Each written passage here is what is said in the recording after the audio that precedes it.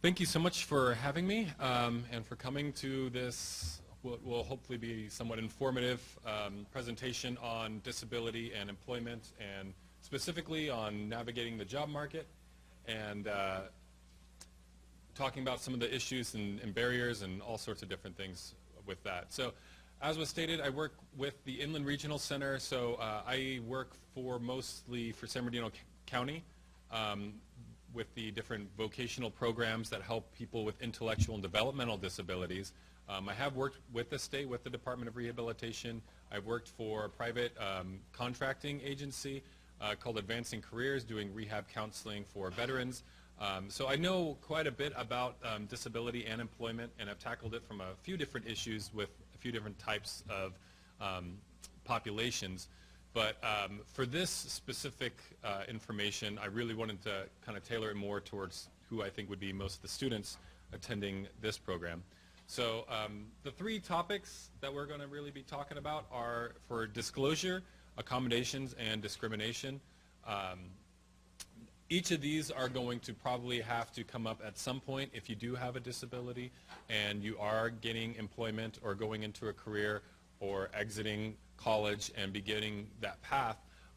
You're going to have to tackle, you're probably going to have to tackle, you know, at least one, if not all of these different types of areas when it comes to disability and employment. So first off, let's talk about disclosure, just because it kind of makes the most sense. When you're talking about the first thing that you might end up having to face as a person with a disability when you're talking about employment. So when you're going through the application process, you know, this is sometimes where individuals get asked those questions of, do you have a disability, right? Because if they're going to schedule an interview, or if you're going to continue on in the employment process, that's something that is going to be a question you're going to have to answer. We've all answered that, right?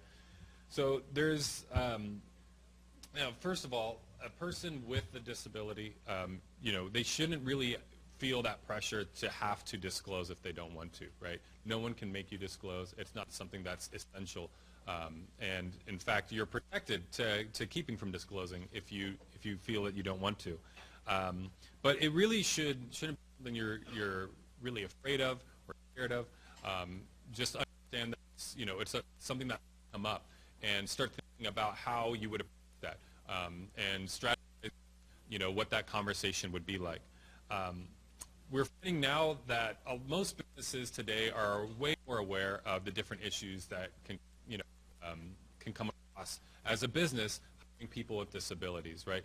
It's easy to find information to Google specific scenarios. HR departments now have way more training in the area of disability services than ever before, and it's not the employers themselves are as afraid of as they used to be either. So that's exciting. But there's two things that come across when you have an employer asking you about a disability. So the first is self-identification. This is that box that you typically will get anytime you're some sort of survey. They'll ask about your ethnicity, they'll ask about your gender, and they ask whether you have a disability. Now, this information isn't self-disclosure necessarily, because they're really just doing a survey in order for the, you know, either the state or the federal government to have an understanding as to what the hiring practices are for certain businesses. So your name isn't necessarily going to be attached to that information, right? So that's called self-identification. So this is the act of checking that box on the disability disclosure form that you see on an application. And you see that with a lot of different types of applications, not just for a job application, but you will almost always see that there as well. Self-disclosure is different. Self-disclosure is when you're actually revealing to your employer or your potential employer that you do have a disability, and typically the reason you're going to do that is because you need an accommodation or you're going to need some sort of assistance in that process, right? So this is the act of personally communicating a disability to another person. It's a voluntary decision and is encouraged when a reasonable accommodation is needed. So, are you required to tell an employer about your disability? No, you're not. There is no requirement that states that you have to come forward and disclose your disability to your employer. In fact, employers are prohibited from directly asking anything about your disability. Disclosure of a disability is not required. Candidates should be aware that once disclosure of a disability or an accommodation request is made, then the employers can ask follow-up questions to get more information that they're going to need to be able to accommodate for that, such as limitations related to the job.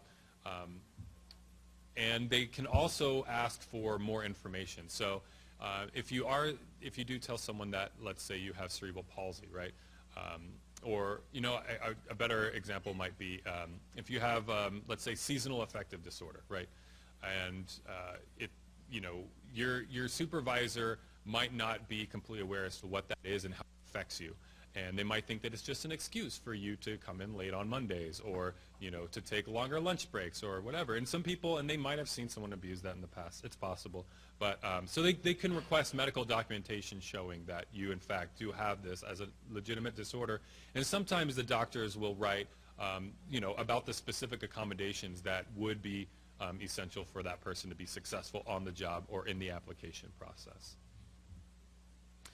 So some of the advantages, because a lot of people think that, well, I'm just not going to disclose at all, right? I'm just going to keep it to myself and I'll make do. I've survived thus far. I always tell people who are in college, I always tell students that this is a great time for you to be able to figure out how to navigate life with a disability, right? Being able to figure out what you can or what sort of accommodations you're going to need to be able to get the grades that you need. I mean, you guys have a whole office dedicated to this, but they help with providing you with some of the tools and tips to be able to be successful as a student, and those same things are going to apply as you continue on into your career. So some of the advantages are it can provide the obvious access to accommodations, right? Equipment and facilities. It can make the daily responsibilities of being an employee and doing your job a lot easier. Or even a little bit easier is fine. You can get increased support from coworkers, supervisors, social networks, other people who also have the same disability or a disability or needed a similar accommodation. At work I had a back issue where I had a herniated disc and caused me a lot of pain sitting down. So all of a sudden you get a special chair and everyone gets upset with you, right? But then they learn about what's actually going on and then you realize that, oh, everyone else is suffering from this too and they all need to get chairs, right? So it can create a whole different culture or a whole different environment where you work. So it's also helpful to explain certain gaps in employment, right? If you had to go on medical leave for months or in some cases years, right? And that, employers a lot of times they see that and they think, okay, well, what happened there, right? So that can be a way that you can explain, if that's the case, hey, I actually have this condition, this is what happened, this is how I overcame it, and this is how I'm able to do your job, or do the job that I need to do. Can allow for flexible modified schedules in line with the person's requirements, depending on the condition. And then there's also the opportunity to talk about disabilities in a positive light, right? I always tell people, you're your best advocate. You know what sort of things can allow you to become a better employee. And a lot of times having a disability, it sort of forces you to have to look into things a little more and to be a little more proactive in completing certain tasks for either school or a job. And those are different skills that you're building, and you can use those on a resume. You can use those in that conversation with your employer. I saw this as a great quote that disclosing a disability to an employer enables a person to live one's life authentically, be able to bring one's whole self to work. Hiding a disability takes emotional energy that could be better spent elsewhere, like doing one's job, right? So the individual that does not disclose has a harder time at work, behind on meeting deadlines, isn't the standard that they would like or their employer would like, right? That's a lot of unnecessary suffering that could potentially be alleviated if they were to come forward, disclose, and get some assistance, right? You work with about to come to where they're going to receive the services that they need. And so I'm always telling people it's important to practice doing that now, because you're always going to need a version of that in your career. So when to disclose? Applicants and employees are not required. I keep mentioning that because it's so important that you're not required to disclose. But it's your personal choice. You're going to kind of understand more about when that decision needs to be made, when that conversation needs to be had. It might be in the interview process. It might be that your job is such that if you have a physical disability that is visible, as opposed to like a hidden disability, you're going to need to figure out how you're going to have that conversation, right? And maybe how to turn that into something that's going to make you more qualified to do that job. So a lot of what I've found in doing research and what I've seen done is the earlier the better, because it really lets the employer know, gives them appropriate expectations, and can also help you, being able to set the tone for that conversation, as opposed to waiting until it's, you absolutely have to have accommodation to get the job done, and that can take time, depending on what those accommodations are. Sometimes it's not. Sometimes it's something simple like just altering or adjusting a schedule. If you know that's something you're going to, it's better to do that up front if possible than waiting until after the fact. All right. How to disclose. So sharing some examples of strategies that you've used in the past or currently use to do your work is a great idea. Talk about things that assistive technology or some other accommodation have already experienced. Some of them with specific disabilities, like to have diabetes or to have someone who's hard of hearing or blind, and you being able to provide to how you did an internship in college and this is what we did, or in some of my classes this is what I did, is really helpful for employers and for HR departments. Yeah, so this example, in my previous work I was responsible for maintaining our inventory. I created a labeling system with a good color contrast that I could see easily. Turns out this was benefit for others as well. So that's what we constantly find in the disability community, is most of the time accommodations being met for one individual are going to be beneficial for others as well. Like my scenario with the chair, it turns out there's a lot of other people that can benefit from just using these better chairs, right? Or having stand-up desks, right? That's something that's incredibly common now in offices now. Even for people that don't necessarily have disability issues, and they're like, I just want to not sit down all day, right? Let the interviewer know that you would be glad to answer any questions they might have about how you do your work and the accommodations you use. Just be open to having those conversations with your employer. So let's talk about the accommodations. Reasonable accommodation, as it's defined in the ADA, is assistance or changes to a position or workplace that will enable an employee to do his or her job despite having a disability. So the law that governs how employers provide assistance for people with disabilities and that protects people with disabilities from discrimination is the ADA.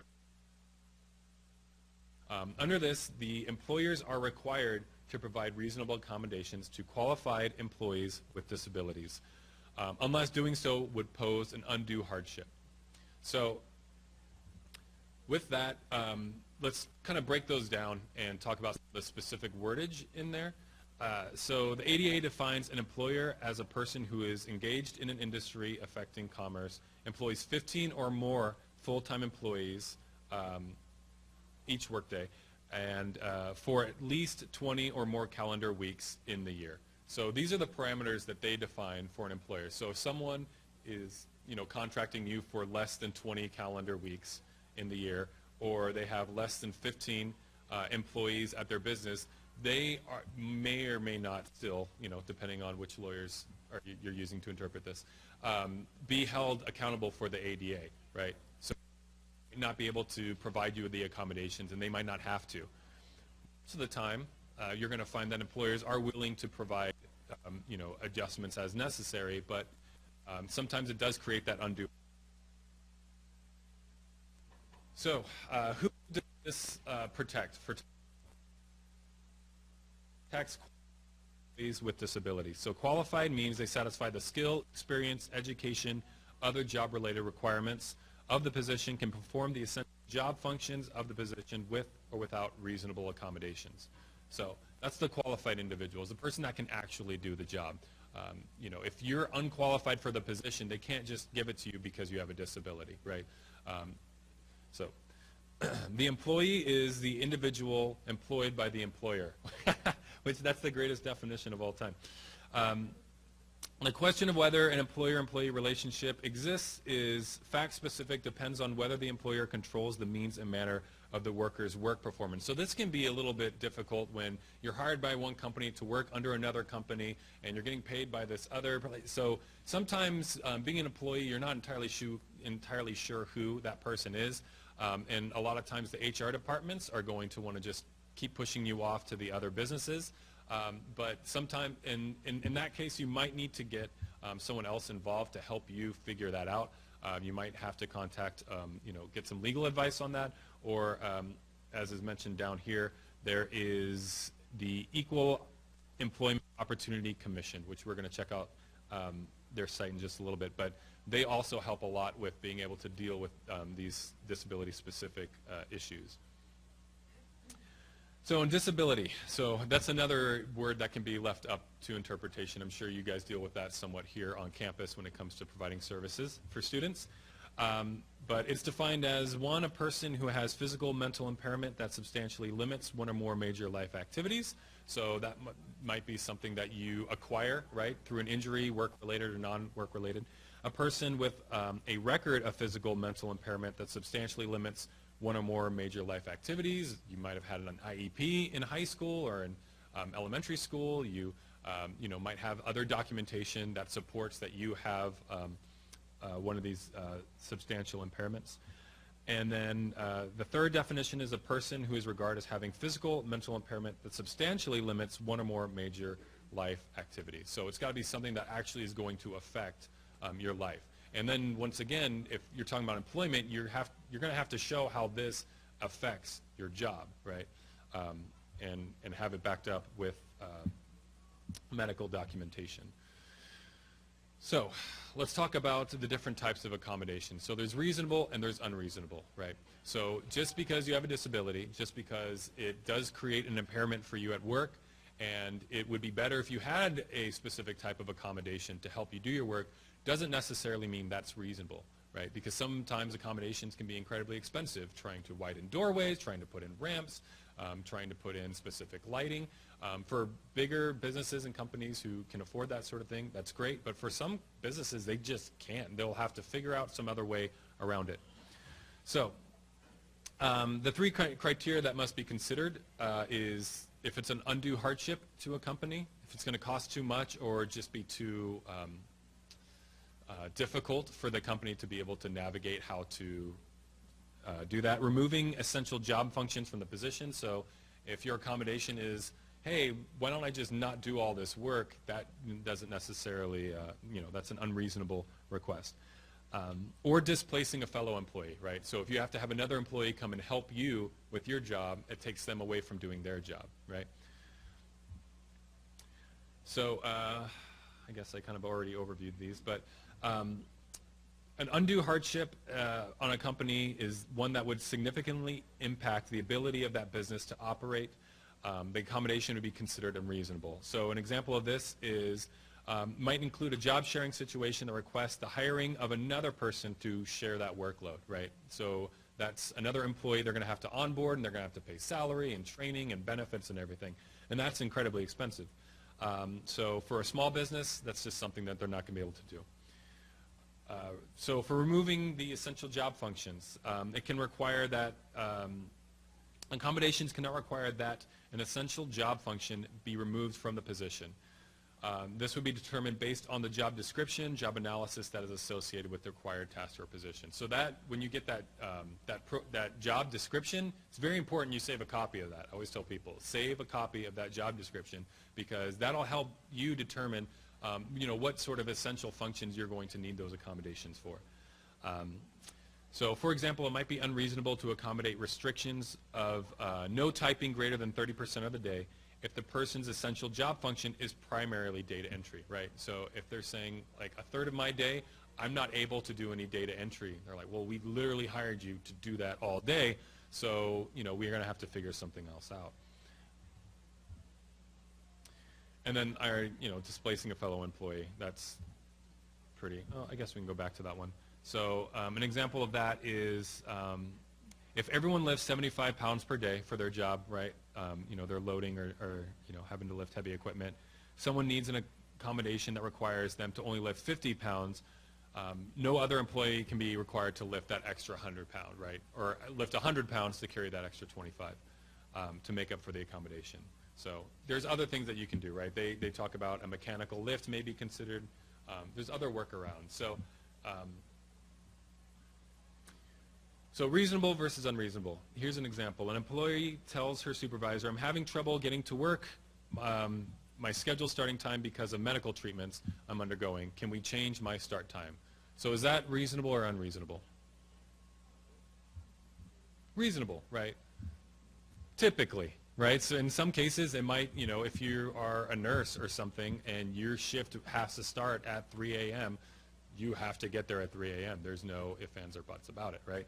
So, it just depends on the situation. But typically, that's one of the least restrictive ways for employers to help accommodate individuals. So the second example is an employee tells a supervisor, I need 6 weeks off to get treatment for a back problem, right? That's pretty typical, right? That's reasonable. That's something that most everybody ends up having to do at one time or another, is to take a little bit of time off for, either getting a treatment or being sick or something.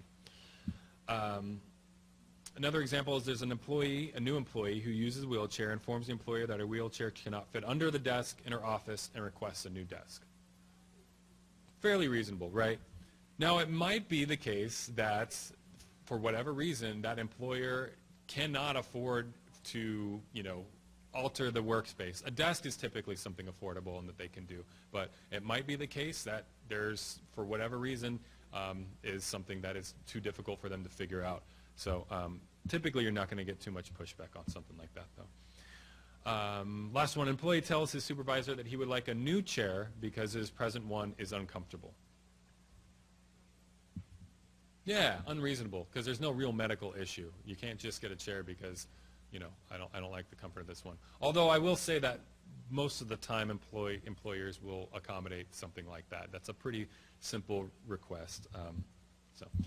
Anyway, so just to think about when, asking for accommodations, what's reasonable, what's not reasonable, and how to work that out. So you're typically going to be working with your supervisor, maybe your HR department, on trying to figure out some of the problems and some of the solutions. And that, unfortunately, might require you as the individual, the employee, researching and figuring that out for them. It just depends on how motivated they are or how much they want to avoid a lawsuit. All right, so when should I request an accommodation? Anytime during the application process when you're scheduling that, that interview.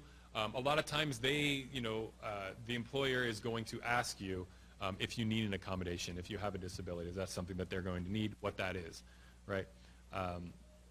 Yeah, and then obviously once you get that job, when you know that there's going to be something, and maybe you look at all of the tasks that you're going to have to do, you look at the job description, what the essential duties are, and you're like, hey, I can totally do this. But there's always those random things, duties as assigned, that every boss gives you that you just weren't expecting. And in some of those cases, it might be that you do need something in order to help you accommodate, to be able to meet that demand. So, whenever it comes up, as early as possible, just to be able to get that process started, especially if there's going to be some sort of funding involved, right? Most of the time, I think I read a statistic that about 80% of the time, accommodations don't require any money being spent on the point of the employer, but it still is better to address it earlier than later. Yeah, so it's better to request an accommodation before your job performance suffers or it creates a problem. So here's just some examples of accommodations that are typically requested. Making existing facilities accessible, right? This is probably the most expensive one, depending on what that is. So in our building, we have Braille on all the signs. We have, we do have quite a few individuals who are in wheelchairs, and so we have those like push buttons to operate all the doors, things like that. So some of those we did have to, our facilities department had to install afterward. I'm sure that you guys have done similar things around here. I can see not too many actually. But yeah, the lights for the fire, right? All of those are different types of additions that a lot of buildings will make. Changing tests, materials, policies, things like that. Modified work schedule, acquiring, modifying equipment, reassignment to a vacant position. We're going to get into something like that later, but a lot of times individuals will suffer something while they're employed and dramatically changes their ability to do the job. And if that business has an open position where they can do something else for that company, that's an accommodation that is pretty reasonable. But that's something that it just depends on which business that is. Of course, medical leave, and then always the possibility of working from home. So how to request an accommodation. This is called the interactive process, essentially, where you're working with your employer, sitting down, having that discussion, letting them know. A lot of times they're going to have you work with their human resource department to be able to work out some of the specifics of what that's going to require. It might be them having to alter or change the position. So it involves a review of the accommodation request from the employee, sometimes the healthcare provider, seeing if the insurance will pay for it, seeing how severe the disability is, getting some of that medical documentation. Employee will need to provide appropriate documentation for his or her health care, and then the employer must obtain sometimes a written medical release in order for them to acquire that information. So if your employer wants to talk to your doctor, they can't just talk to your doctor. They have to have consent from you to be able to contact them and get that information. Sometimes they'll just have you provide that to them without going out of their way.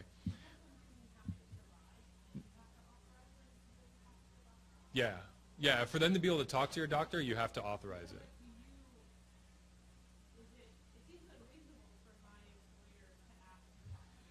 Typically, yeah. So,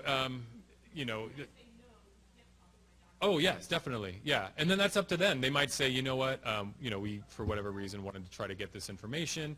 They didn't want to provide it, and they have to make that determination. So it just depends on the specific scenario.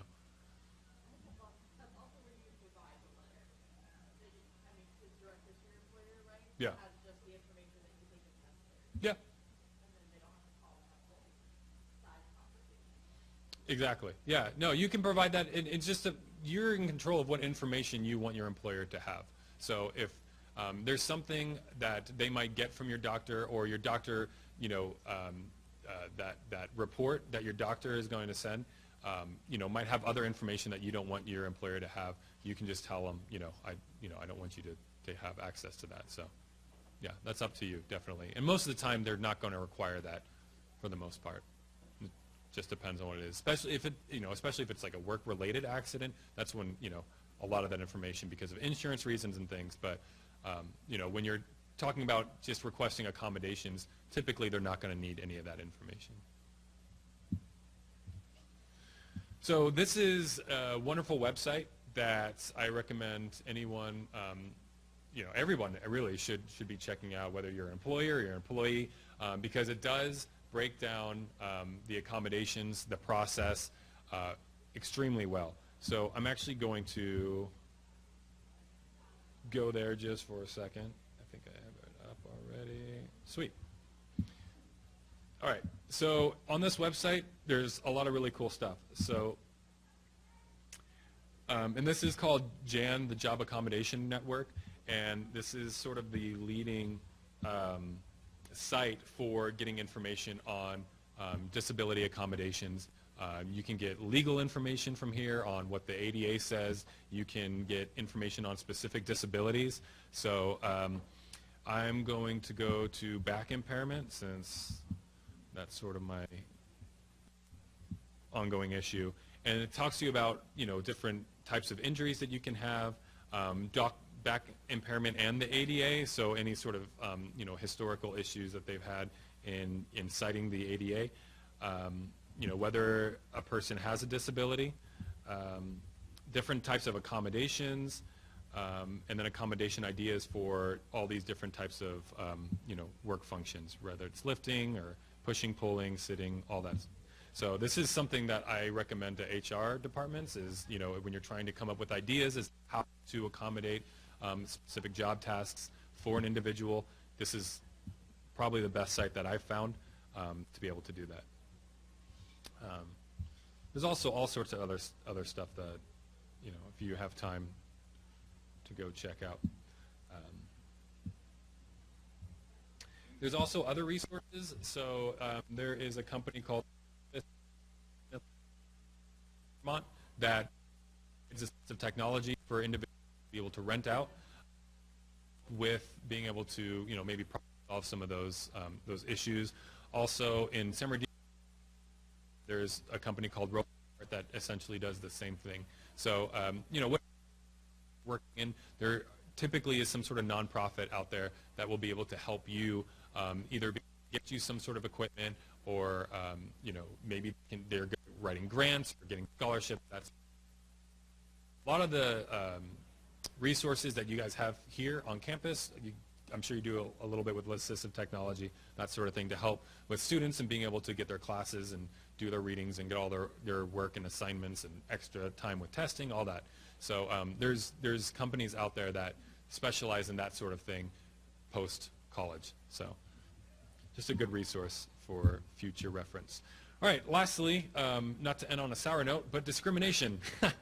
So unfortunately, it would, it'd be great if every employer was willing to, bend over backwards or in some cases not really, bending over backwards at all to assist their employees. But due to relationships and politics sometimes and just, egos, it's not always super willing to help out. And discrimination does occur in companies all over the place. Say you do have a disability and you do ask for an accommodation and it seems reasonable, something that the employer really should look into and offer and help, but it's denied. So what happens now? So it could be the case that the employer just doesn't understand, right? So best case scenario, they don't really get what's going on, or they don't have the proper, and that's a conversation you can have with them, help teach them about how this accommodation that you're asking for is going to help you be able to do your job and make that company money. But in some cases, employers are still resistive. If an employer thought that bringing in a captioner for a group interview was an unnecessary expense, you could explain that your hearing disability makes it tough for you to communicate successfully in larger groups, that if the captioner was out of the question, then you need in order to dedicate your full attention to the right. So you're trying to show them how by not providing this, you're actually making it more difficult for me to do my job, and it's going to take more time for me to do my job. We're going to be less successful in what we're trying to do. If it's a situation where the employer is unwilling to provide and seems to be discriminating because they just don't feel that it's they're right, or they have some sort of ideological stance, I guess, you do have the right under the ADA to file a formal complaint through that company I was talking about earlier, the Equal Employment Opportunity Commission, or some states have a Human Rights Commission that you can go through. So let me show you their website. It's eeoc.gov, and they handle all sorts of disputes, lawsuits, issues, complaints, grievances for individuals with disabilities who feel they're being discriminated against by their employer. As you can see here on the right side, it talks to you about how to file a charge of employment discrimination, request a hearing, file an appeals, all sorts of different things. There's a lot of great resources here, including some examples, because I was like, what sort of examples do they have of people that are being discriminated against? So I'm going to go over just a few of those. So according to their lawsuit, to her knee, after surgery and recovery, her doctor placed her on permanent restrictions of intermittent sedentary activity for a third of the day. So about 33% of her job was gonna, require her to sit down. The company she worked for, Tenova, refused to allow the employee to continue working as a nurse. Instead, they gave her 10 days to find another job at its hospital before it fired her. Despite having vacant jobs in the workplace for which the nurse qualified, they failed to reassign the nurse to the positions as a reasonable accommodation. Rather, they required the nurse to apply and interview for the positions and then declined to hire her. After they fired her, they offered her a registrar job that paid 1/3 of what the nursing position paid. This is one that, might be interpreted that, maybe they were in the right, maybe not. I mean, I'm sure there's a lot of other legal reasons why, but essentially, if an individual can't do that job, the employer is, they are accountable to be able to provide some sort of other opportunity for them. That's a reasonable accommodation. They've already hired that individual, they've already trained that individual, and then paying them 1/3 of what they were making, that's a huge hit. So I'm interested to see how that one plays out legally. But another example is during the interview process, a company official told the applicant that he must wear a hat or a visor for the position. The applicant said that he could not do so because he wears a cochlear implant. Company required that he produce a medical statement from his doctor and a statement from the health department. He obtained the necessary medical information from his doctor, provided the information from the local health department, but the company official would not accept the information, refused to call the health department to confirm, and the company destroyed his application, refused to hire him. So it's interesting that they destroyed the application. Wow, they really did not want that person to go on. This was on how legitimate that. Yeah, so a lot of times what businesses will do is they kind of just go through like the bureaucratic form of just dismissing an individual, saying like, oh, okay, here are all the steps you got to do. They make it super difficult for the person to even apply, and then even after they submit all that information, they'll say, oh, this isn't appropriate. You still need to go back to this person, and they make it so that you get exhausted just trying to go through the process and don't even continue. That's very unfortunate, but that is a strategy that businesses do, unfortunately, practice. Last one, for a temporary staffing agent, Shelby, who has hearing and speech impairments, to work with ASICs in Mississippi. After she completed an orientation meeting and a video, members of their human resources department told her that the company could not employ her because of her impairments. They said it was unsafe, flat out saying that is really bad. Then they said it was unsafe for her to work in the facility due to her disabilities and sent her home. So the charge is that they failed to engage in the interactive process to determine whether she could fulfill the essential functions of the position, provided she have sort of, right? A business or can't, for this simply because you have you're unable to actually do the job, you're unqualified for the position. That's a whole other.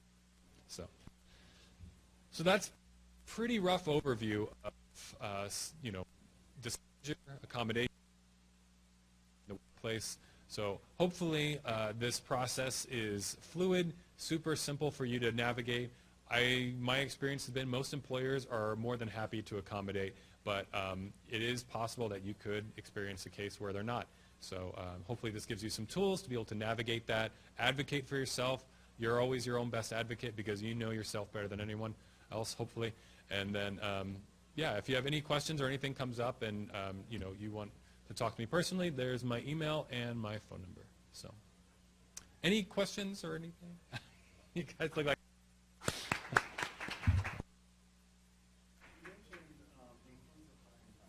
Yes.